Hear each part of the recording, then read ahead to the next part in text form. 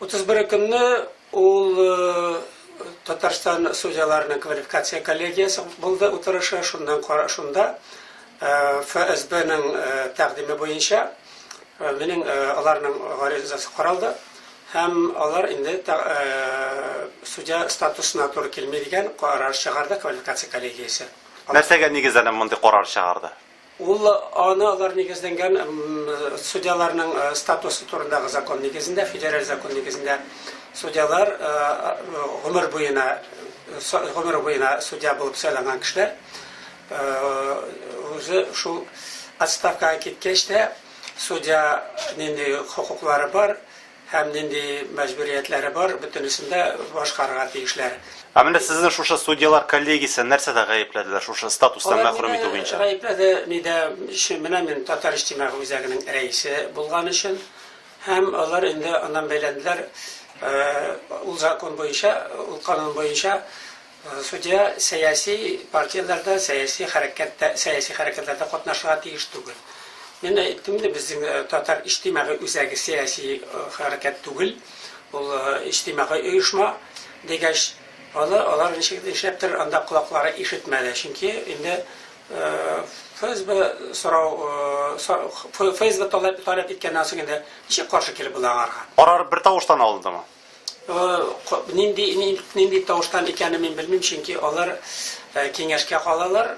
Киңәшкә калганнан соң анда кем каяктан катнашкан кешеләр барда чыгарыла. Мин дә катнашмыйм анда, шушы бары тик квалификация коллегиясе гына катнаша анда. Менә Галишан абый, сез элекеге судья буларак үзегез ничек бәя бирер идегез? Дөрес эшләдегезме, ялгыш эшләдегезме? Татар иҗтимагый үзәгендә рәис булу, безнең хәтта менә юстиция министрлыгының әйтләр, мәтәм безнең миңа монда шушындай дәгъвалар бар. Югары суд тарафыннан дигәч, анда нинди дәгъва булуы мөмкин. Сез җәмгыять Татар иҗтимагый үзәгене сәяси оешма түгел диделәр. Шулай булгач инде мин монда минемчә монда бары тик бу карар сәяси күзлектән карап чыгарылды, сәяси булмаган оешмага. Мин дә менә нәкъ шушыны сорамакчыйм. Бу карарны алганда сәяси мотив күздә тотылдымы икән? Әлбәттә. Махсус алынган карар дип әйтергә телисез. Менә әлбәттә, ничек инде ул менә дәүләт куркынычсызлыгы оешмасы бит инде ул. Ул Россиянең дәүләт куркынычсызлыгы оешмасы, ФСБ дип атала инде ул. ФСБ бит инде гафу итәсез, ул дәүләт куркынычсызлыгы турында хәл итәргә тиешле. Инде Татар иҗтимагый үзәге татар телен саклыйбыз, татар телен яклыйбыз дию, татар теле Россиянең дәүләтенә инде куркыныч китерә. Шулай булгач, әгәр дә алар ФСБ, ягъни шул дәүләт куркынычсызлыгы комитеты шуны сәясәт дип саны икән, шулай значит урысча әйтсәк, аларның дәүләт сәясәте татарны бетерү дигән сүз. Шуныктан менә безгә алар һөҗүм итәләр. Шушы бердән-бер татар иҗтимагый үзәге татарның милләтен яклап чыкмасын дип. 3 ел эчендә 360 татар мәктәбе ябылды 3 ел эчендә.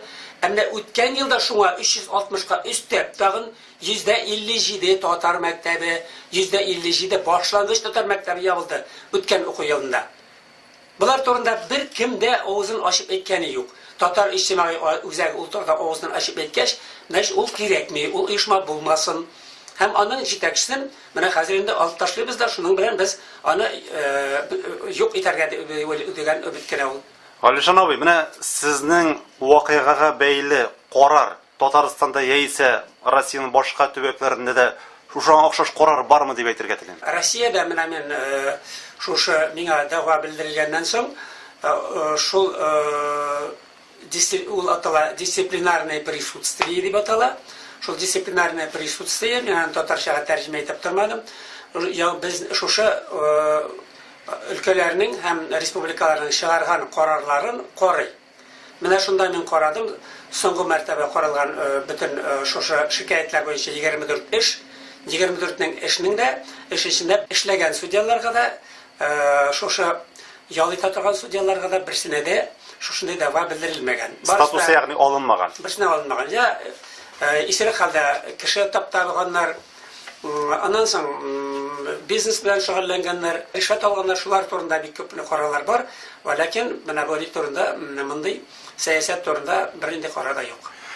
Әле бит бу карар үз көченә кермәде, ялгышмасам. Юк. Сез алга таба нәрсә эшләргә уйлыйсыз бу карарны гамәлдән чыгару өчен? Миңа бит карарны укыганда әйттеләр, әле карар әзер түгел. 10 көн эчендә карар әзер булачак. Аның 10 көн эчендә протоколы әзер булачак.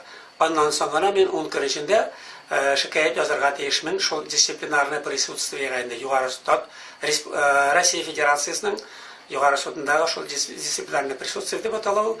Анда ул 6 кеше анда, шул 6 кеше карарга тиеш булганнарын минең шикаятны. Үзегез шушы соңгы утырыштан, шушы комитет утырышыннан дип әйтик, нинди карар чыгуын көтәсез? Гадәттә нинди карарлар чыга? Һәр кемдә өмет итә менә шушы, чөнки монда уйлап та тормадылар. Миңа шул җыелышта анда Плотникова дигән корреспондент булган иде. Ул анда барында язып барды, ул теге үзе язып киткән иде. Сразу накинулись на судью Рәхмәт дип шул анда чынлап та мин җиннәп җавап та бирә алмадым. Шулай мине гаепләүче барда анда квалификация коллегиясының һәм башка катнашкан кешеләрнең барда миңа гаепләүче сифат үтелделәр. Берсе дә менә син нигә ничек тегеләй булай дигән сүз булмады кебек.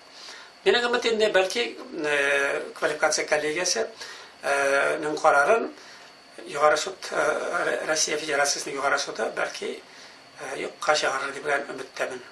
Югары судка кача мөрәҗәгать итәсез? Мин әле карарны алганым юк. Карар алынганнан соң ничә көн эчендә? Карар алынганнан соң 10 көн эчендә менә җавап булырга тиешле. Менә хәзер инде иртәгә инде Алла бирсә дәваланырга китәм. Менә шунда инде алгач та җазам дип менә Алла бирсә.